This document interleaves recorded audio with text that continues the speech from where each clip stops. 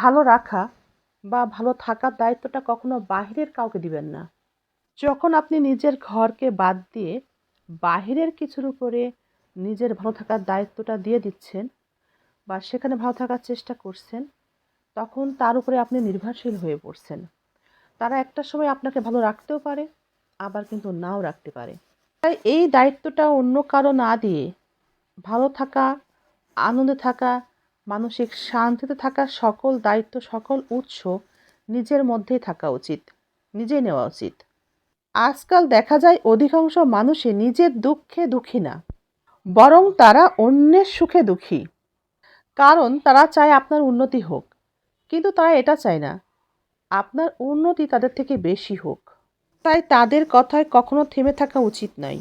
এমন মানুষকে কখনোই ক্ষমা করা উচিত না যারা জেনে বুঝে ভুল করে। আপনার করা ক্ষমা তাকে আরেকটি অপরাধের পথেই এগিয়ে দিবে।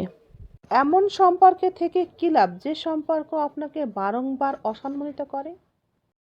আমরা জানি ২১শে ফেব্রুয়ারি মানে ২১শে বইমেলা, তারপর ভালোবাসা দিবস, বসন্ত উৎসব, এমনকি ২১শে ফেব্রুয়ারি তো আছেই। এখন কিন্তু অনেকেই মেতে আছে ভালোবাসা দিবস আর বসন্ত উৎসবে কে কী করবে, কে কী পরবে, এইসব কেনাকাটা, কোথায় কোনো অনুষ্ঠান হবে সেখানে যেতে হবে, কোথায় সাজতে হবে, কোথায় কী পরতে হবে, পাঞ্জাবি, জামা কাপড় ম্যাচিং করে, এগুলো নিয়ে ভীষণ বিজি। অনেকেই এটা নিয়ে বিজি আছে। আবার অনেকেই এক পাক করে ঘুরে আসছে বইমেলা থেকে। অনেক ভার্সিটির ছেলেমেয়েরাও এই প্রশ্নের উত্তরটি দিতে ব্যর্থ। বইমেলার লাইভে এই প্রশ্নটি জিজ্ঞেস করা হচ্ছে, দেখি আপনারা কেউ বলতে পারেন কিনা। প্রথম প্রশ্ন হচ্ছে, এত দ্বারা বানানটি কি হবে? কি বলেছি বুঝতে পেরেছেন কি? এত দ্বারা বানানটি কি হবে?